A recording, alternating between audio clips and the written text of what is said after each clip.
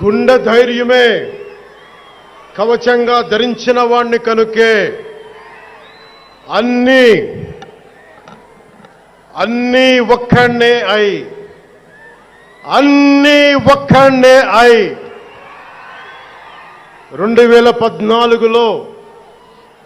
2014లో జనసేన పార్టీని స్థాపించాం.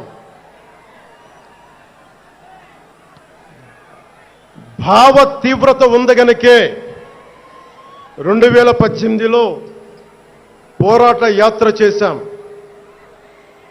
ఓటమి భయం లేదు కాబట్టే 2019లో పోటీ చేశాం. ఓడినా అడుగు ముందుకే వేశాం. మనం నిలబడ్డాం, పార్టీని నిలబెట్టాం.